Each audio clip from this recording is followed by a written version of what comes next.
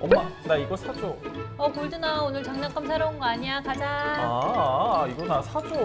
네, 오늘은 가자. 나 이거 살 거야. 사달라고. 사줘.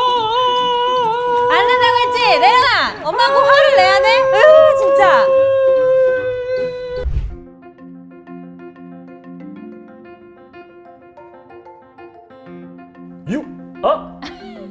안녕하세요. 골든클래스 육아데디 이강식입니다. 네, 오늘도 유아의 여러분들을 위한, 여러분들의 의한, 여러분들과 함께하는 유아 교육을 맡아줄 이분을 모셔보겠습니다. 이유정 대표님 안녕하세요. 안녕하세요. 러닝글로잉 연구소 이유정입니다. 제가 오늘 비장한 각오로 나왔습니다. 네. 왜냐면요, 저희가 이번에 4번째 시간이잖아요. 네. 제 아내가 이번 주제를 보고 네. 무조건 들어야 되겠다. 열심히 들어라라고 해서 왔고요. 네. 실제 아마 앞에 내용 보면은 많은 분들이 공감하실 것 같긴 합니다. 맞아요. 제가 이렇게 말씀드리고 싶어요. 생활 밀착형 주제다. 진짜 생활에 꼭 필요한 내용도 네. 오늘 준비가 돼 있거든요. 실제 저도 이 부분 제일 고민이 많은데 아이에게 이 똑똑하게 화내는 방법이 있을까요? 맞아요. 이 육아 상황에서 가장 고민이 되는 단 한 글자, 화. 이거 어떻게 할 거냐 진짜 고민이 네. 많으세요. 이게 내야 돼 말아야 돼부터 시작해서 낼 때 그러면 어떻게 내야 돼? 그럼 내고 난 후에는 어떻게 해야 돼? 막 너무 고민이 많으신 것 같습니다. 근데 육아 상황 방금 우리가 네. 막 연기도 좀 해봤지만 맞아요. 그 화가 나는 순간이 정말 많잖아요. 안 그래도 이제 양육자는 뭔가 굉장히 아이를 위해서 많은 것들을 이렇게 제공하는데 내 마음 같지 않은 아이에게 화가 날 때 어떻게 해야 하나 그렇죠. 많이 궁금해하시는 것 같은데요. 저도 이제 생각해 보면 화는 내지 말아야지. 막 머릿속으로는 생각하다가 사람인지라 어느 순간에 그 욱해서 화를 내고 나중에 가서 막 애들 막 우는 아이를 보면서 내가 왜 그랬을까 그렇죠. 자책하고 그러거든요. 이불킥 막 자는 아이 보면서 사과하시고 막 그러니까요. 이러는 경우가 많이 있죠. 도대체 어떻게 해야 되나요, 이거 도대체? 네, 오늘은 그래서 이 아이에게 네. 화내는 법에 대해서 좀 이야기를 하려고 합니다. 그렇군요. 네, 열심히 화내는 듣겠습니다. 법. 자, 이 화내는 법이라는 말 자체가 화를 내도 된다, 안 된다. 낸다는 걸 약간 가정으로 하는 거죠. 네네. 그러니까 사실 우리 아이에게 화를 안 내면 좋습니다. 항상 부드럽게 얘기할 수 있다면, 그리고 차분하게 설명해주고 기다려주고 뭐 이렇게 할 수 있다면 그렇게 하시는 게 가장 좋아요. 그런데 이제 제가 아까 연기하면서도 엄마가 약간 참는 듯한 모습을 막 연기해 보려고 했는데 네. 아이 화가 나지만 안 내려고 참다가 한 방에 확 터져버리면 아이 입장에서는 그것만큼 또 당황스러운 게 없거든요. 그럴 수 있을 것 네, 같아요. 그래서 이게 사람과 사람 관계이기 때문에 무조건 어느 한쪽이 일방적으로 참는다, 일방적으로 무조건 맞춘다, 이런 것은 건강하지 못한 관계가 됩니다. 그렇군요. 네. 그래서 불편하면 불편한 걸 표현도 해야 되고, 그리고 아이도 아이 입장에서 자기 주장도 해봐야 되고, 그래서 이것들이 잘 좀 어우러지게 만들어야 되는데요. 그래서 화해도 기술이 필요하다. 진짜요? 제가 이거는 진짜 필요하다고 네. 느끼는데요. 제가 그렇게 화를 한번 내고 나서 아이가 엄마한테 그러더래요. 아빠 무서운 사람. 왜냐면 우리 아빠들의 로망 그거 있지 않습니까? 친구 같은 아들, 딸 그렇죠. 하기 위해서 제가 네. 그 뒤에 얼마나 많은 노력을 해서 겨우겨우 지금 관계가 회복되고 있거든요. 그만큼 이게 치명적인 한 번의 실수가 네, 엄청난 너무 노력이 무서울 수 있는 네, 거죠. 그런 것 같아요. 네. 그래서 화낼 때에는 여러분 이거를 기억하시면 좋겠는데요. 제가 오늘 말씀드릴 것은 미끄럼틀 화내는 법입니다. 이게 뭐 일단 거창한 뭔가 기술 같은데요. 오늘도 기술 들어가나요? 아주 간단합니다. 네. 미끄럼틀 타듯이 하시면 됩니다. 미끄럼틀 타듯이요? 자, 우리 미끄럼틀 탈 때 네. 어디로 올라가나요? 계단을 올라가죠? 그렇죠. 아이들이 네. 막 그냥 뛰어 올라가려고 그러면 뭐라고 얘기해요? 아니야, 거기 아니야. 계단으로 올라가라고 이야기하잖아요. 네, 맞아요. 화를 낼 때도 똑같습니다. 이제 우리가 미끄럼틀 꼭대기를 화가 나는 지점이라고 네. 생각해 보면 이 밑에서 양육자가 아까 제가 연기한 것처럼 참다가 갑자기 한 방에 이 그냥 후루룩 뛰어서 여기로 올라가시면 안 된다는 거죠. 제가 그래서 계단을 올라가듯이 차근차근 화로 가시는 겁니다.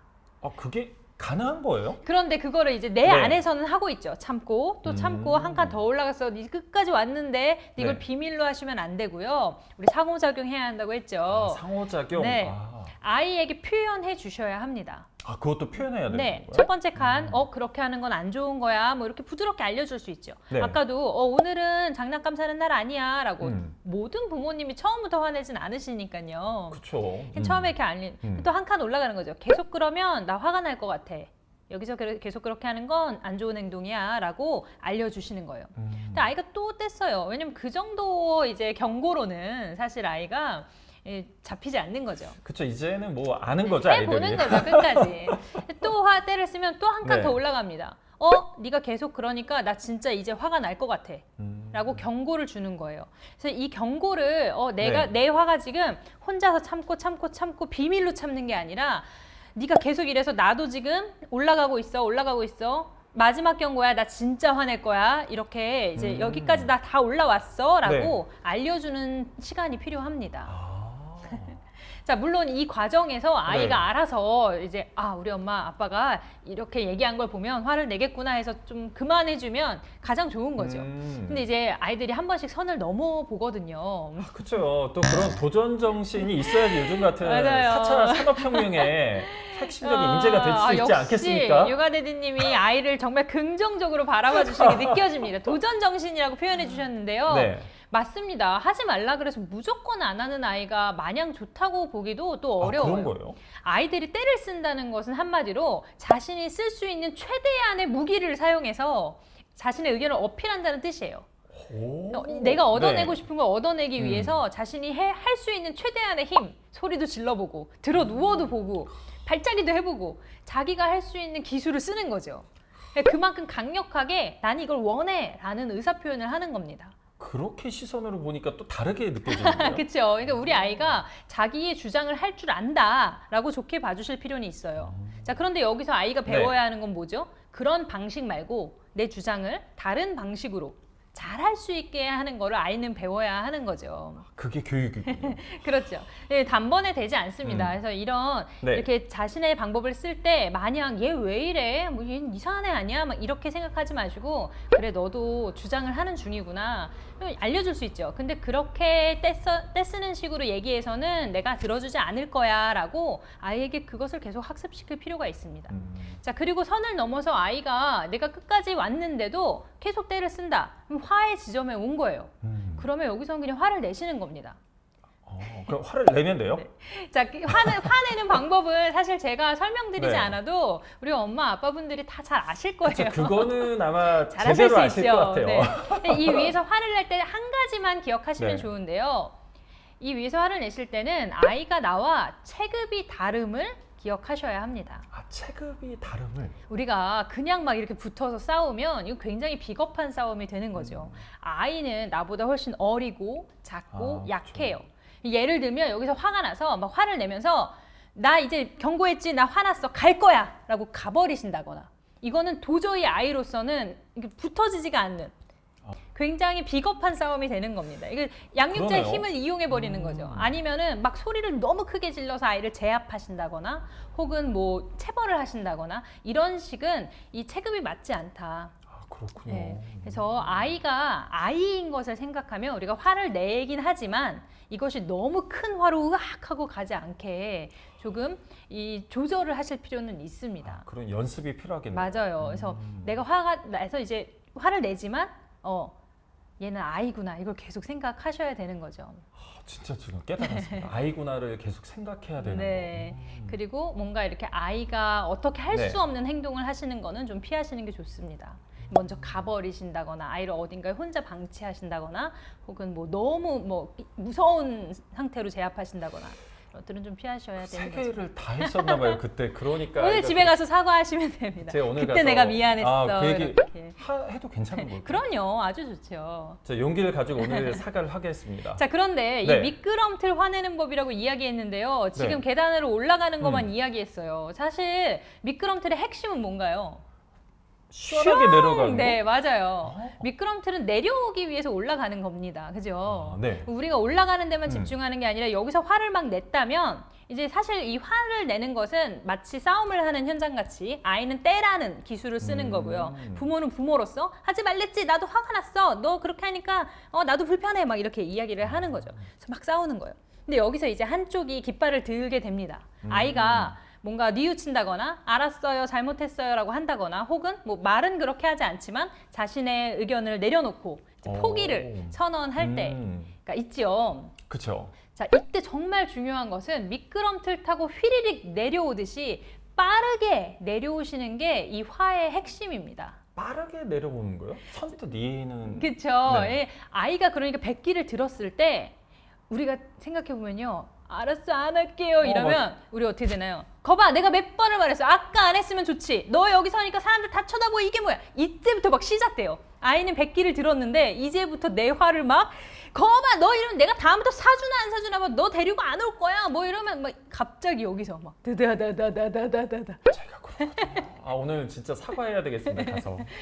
자, 근데 이미 아이는 백기를 들었는데 백기를 들었더니 쏟아지는 게 엄청난 화다. 이거는 조금 안 맞는 거예요. 아, 그렇군요. 네. 근데 물론 네. 부모도 사람인지라 화가 나고 아이가 백기를 들었다고 해서 갑자기 아, 오케이, 나 화 풀렸어. 다시 놀자. 막 이렇게 하기는 쉽지는 않아요. 그쵸, 쉽진 않죠. 그렇죠. 네. 그런데 제가 항상 말씀드리지만 부모가 리더이고 아이를 이끌어야 할 사람이라면 조금 어려운 것은 양육자가 먼저 하는 게 맞다.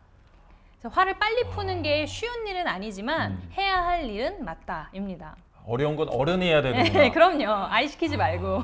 오늘 진짜 몇 번을 감탄하는지 모르겠습니다. 이 위에서 화를 내고 아이가 백기를 들었다면 빨리 내려와서 오케이, 네가 이렇게 나오니까 이제 나도 잠깐만 시간을 줘. 나도 마음을 풀고 다시 우리 재밌게 쇼핑하자. 이렇게 아이에게 이야기를 해주고 나도 이제 화를 풀 거야 라고 알려주고 마음을 잠깐 다스리시고 빨리 재밌게 원래의 상태로 마치 이 일이 없었던 것처럼 돌아갈 수만 있다면 그게 제일 좋아요. 그렇군요. 약간 장난을 치실 수 있다면 화를 막 냈다가 약간 다중인격인가 싶을 수도 있겠지만 빨리 내려와서 야, 네가 이렇게 아까 뗐으니까 나 힘들었잖아. 다시 막 찌르고 장난치고 이렇게 스킨십이 있는 장난을 치면서 아이와 이동을 한다거나 빠르게 막 깔깔 웃을 수 있게 막 역시 너 너무 사랑해 막 이렇게 안아준다거나 그래서 내가 양육자의 말을 잘 들으니까 내가 부모의 말을 잘 들으니까 행복한 상태로 빨리 돌아올 수 있구나. 이걸 아이가 느껴봐야 하는 거죠. 이거를 아이가 알게 되면 이게 붙었다가 내가 오늘 안 되겠다 싶으면 탁 빨리 수긍을 할 수 있는 그러니까 한마디로 부모 말을 잘 듣게 되는 그런 힘이 생기게 됩니다. 굉장히 핵심적인 노하우인 것 같은데 여러분들 이거는 꼭 메모하셨다 몇 번 돌려보셨으면 좋겠습니다. 네. 그럼 평소에 뭐 빨리 내려와라. 네. 빨리 내려오기 위해서 그런 연습해야 되겠네요. 화냈다가 웃었다가 뭐 그런 연습해야 될까요? 근데 뭐든지 부자연스럽고 막 너무 어렵게 하실 필요는 없어요. 그래서 그건 만약에 아니네요. 이게 싸움이 길어지면 마음이 어렵잖아요. 그럴 맞아요. 때는 그거 표현해 주세요. 이제 너가 그렇게 말해줘서 나도 마음을 풀 거야. 근데 너무 화가 났어서 조금 시간이 필요해. 나 잠깐 혼자 10분만 앉아있다 올게 라고 한다거나 아니면 조금만 나 아무 말도 하지 않고 걸어갈게 라고 한다거나 그거를요 그래 나는 참으면서 풀으려고 하는데 아이가 혼자 상상하지 않게 하시면 돼요.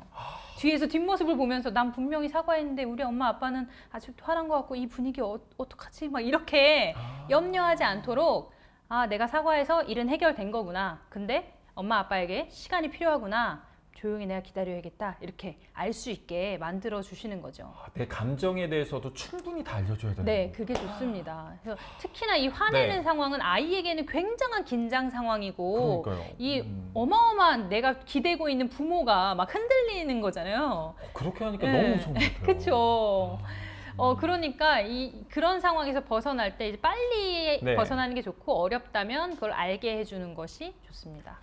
진짜 너무나 진짜 의미 있고 뜻깊은 꿀팁이었던 것 같은데요. 제가 하나 좀 궁금한 게요. 사실 만약에 배우자가 혼혈을 하고 있을 때 어떻게 해야 될지 모르겠더라고요. 이걸 제가 중간에 막 혼내고 있는데 그걸 말려야 되는지 아니면은 좀 과하더라도 끝까지 지켜보고 나중에 해야 되는지 그 경계에서 어떻게 행동해야 될지 모르는 경우가 있는데 이런 게 어떻게 해야 돼요? 네, 일단은 한 사람이 어떤 액션을 하고 있는데 거기서 갑자기 반대되는 액션을 하시는 건 되게 위험한 그건 절대 하면 안 상황이지요. 되는군요. 네, 그렇죠. 여기서는 혼내고 있는데 이쪽에서는 괜찮아 막 이렇게 하면 이제 편 먹고 싸우자는 얘기가 되니까 그렇게 하시면 안 됩니다. 근데 또 한편으로는 여기서 혼내고 있기 때문에 이쪽에서 거봐 너 그럴 줄 알았어. 너 그 엄마가 화낼 줄 알았어. 막 이렇게 부추기는 것도 그것도 아니에요. 그렇죠. 왜냐면 이게 이 사람과 이 사람이 서로 화를 내고 있는데 이쪽이 붙거나 이쪽이 붙는 행동이 되는 겁니다. 그래서 이렇게 편을 먹거나 이렇게 편을 먹으실 필요가 없어요. 그래서 중립을 지키시는데 이게 좀 어렵죠. 그래서 제가 말씀드리는 방법은 네. 비밀 지원군이 되어주시면 좋습니다. 비밀 지원군요?